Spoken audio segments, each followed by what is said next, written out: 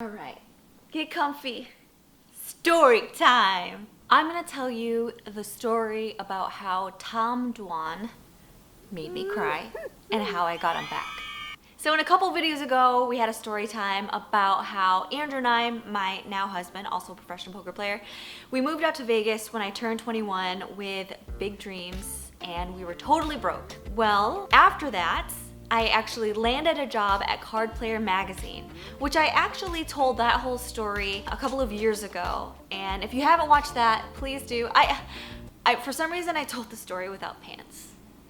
I'll make sure to put a link to that down below, but basically I talked about how Card Player was my dream job, and landing the internship, I couldn't believe my good fortune. And at first they gave me really small writing assignments like Absolute Poker has a brand new promotion. And by the way, if you don't know what Absolute Poker is, you are too young for me. If you know what I'm saying. Okay, you know, I was just playing off that one joke when you're like, if you say Justin and the girl says Bieber, this is too young for you instead of Timberlake. I don't know. Okay, this joke works better for a single guy. That didn't really work for me. Anyway, and eventually after proving myself, I got bigger writing assignments. I got to interview poker pros and write full-length articles. And then one day, my boss came to me and said, look, Kristy, we have an exclusive Dwan. We're gonna put him on the cover and you are gonna write the story. What? So guys, this is 2008. This is when everyone's talking about this young new hotshot who's just crushing everybody. And I was going to get to write the story about how he was going to challenge the poker world in the Durrrr Poker Challenge. I was so ready for this opportunity to crush and to make a name for myself and write the cover story of the hottest poker player to break the poker world. But little did I know that this was going to be the hardest story I'd ever write in my entire career, of which I wrote thousands of articles over the next 8 years. Now there are lots of reasons it was hard. First of all, the pressure, it was a lot. But second of all, it was really hard to nail down his schedule because he was at the mercy of when the action on Rail Heaven was going. And so was I. I had a deadline. So as it was approaching, I started getting more desperate. I'm like, come on, can we please talk? And when we finally did, as you know, Dwan is a man of few words. Everybody has been talking about your bluff against 𝕨𝕗𝕗 on high stakes poker with 9 high. What was going through your head when you decided to basically 4-barrel bluff? Well, there was a lot of money out there and I wanted it.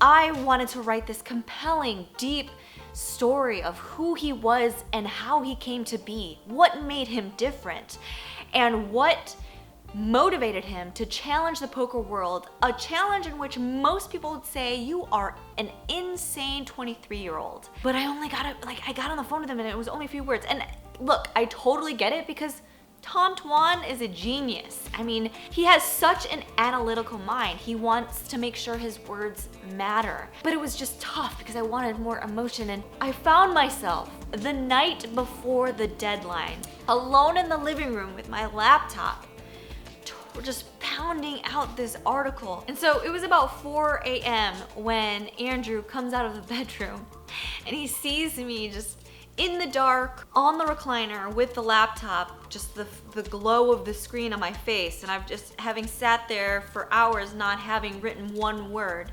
And he just goes, hey babe, everything okay? And for a moment, I thought about it. And I was like, no, it's not okay. I can't write this article. Why does Dwan have to be so crazy popular right now? Everybody's gonna read this and everybody's gonna hate me and this sucks and Tom's gonna hate me. And I just started crying, crying. And then after that, Andrew just slowly backed up, about closed the door and just said, you can do this. And then just closed the door behind him. Somehow, some way, I made a coherent enough article, turned it in, and then Tom got back to me. We worked on it a little bit. I got an extension, and finally the article was in a place that I felt pretty proud of. So it went to press, and when you work in magazine world, you do everything like a whole month ahead. So it takes a month to get from your deadline and turning everything in to it being printed in the magazine. So that was December, and in January my boss says, you are going to the PokerStars Caribbean Adventure, you're gonna report for us, and you're also going to get a video interview with Tom Dwan.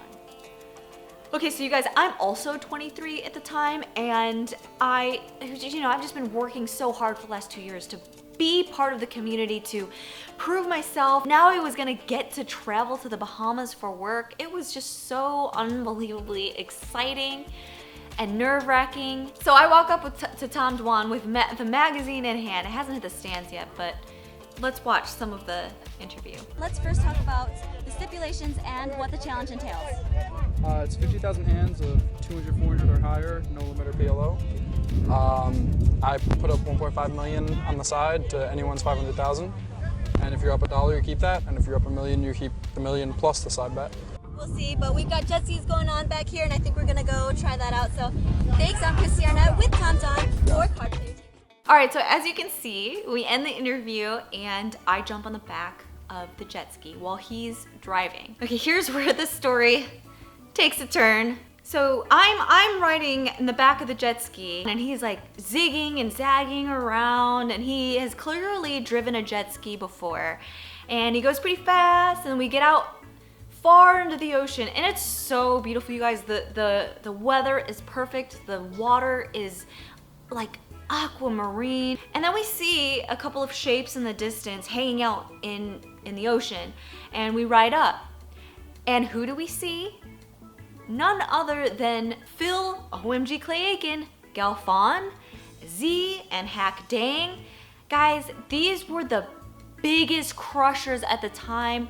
They played Braille Heaven. They were the beginning of the new breed of the online kids who just crushed, and everyone was talking about them, and I was just starstruck. I was like, hey guys!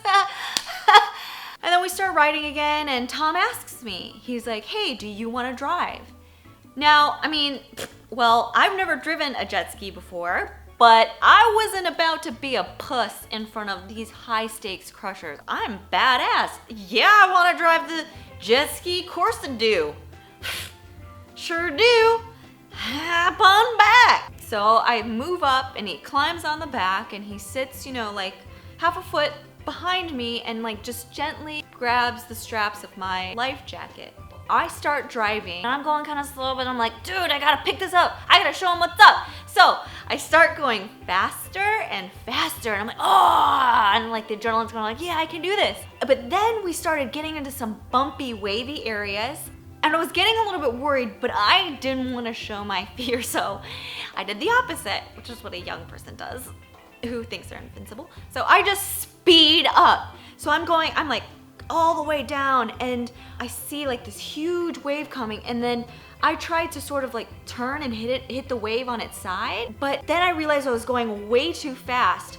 But what I didn't know, because I'd never driven a jet ski before, is that when you let go of the gas, it's like actually like hitting the brakes. It doesn't just like slow you down like a car does. They're the brakes.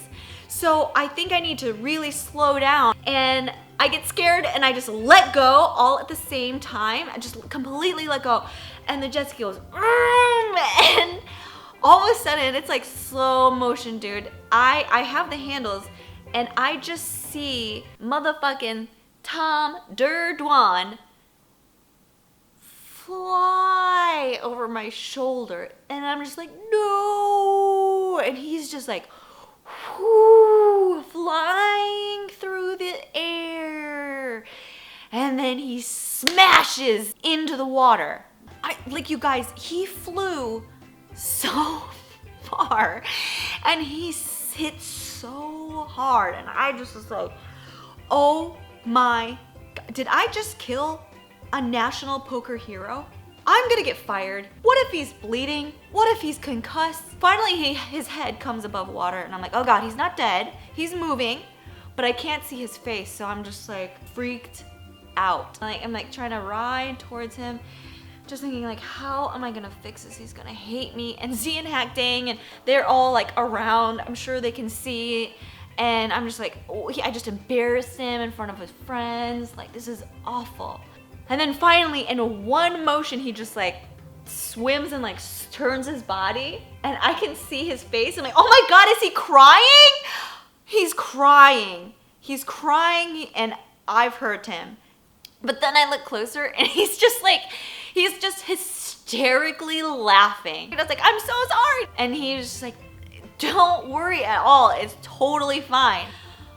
Oh my gosh. He was so cool. He didn't care at all. He thought it was super funny. In the back of my mind, I was just like, you know what? Got you back. All that pressure and shit you put me through. Not really, but kinda. After the magazine was released and this video went up, he went on to begin the Durrrr challenge, and the first person he played was Patrick Antonius, who actually quit after just around 40,000 hands after being down $2 million. So they came to an agreement and ended the challenge early. And then he moved on to Daniel Cates. Their challenge actually started all the way back in 2010. Now, as of last year, they still needed to play 30,000 hands of the 50,000, and Cates was up about 1.25 million. Some people were saying, you know, Tom was dodging him, he was broke, and all of these things. But it has been reported that Dwan has paid him $700,000 or $800,000 in penalties. And that was confirmed by Cates, so it doesn't sound like he's trying to get over on somebody, and he does want to make it right.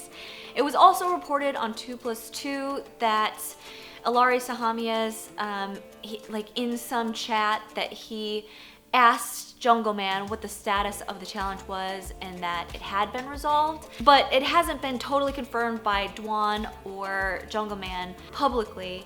But anyway, I just wanted to share that story with you because I just thought it's fascinating to take a look back. And I also wanted to let you know, speaking of beautiful beaches and bikinis and jet skis, I'm going to the World Series of Poker circuit event in Aruba in mid-November next month. I'm so excited. I'm also joined by Gary Gates, World Series of Poker final tableist, and Ronnie Barta, this season's Survivor competitor.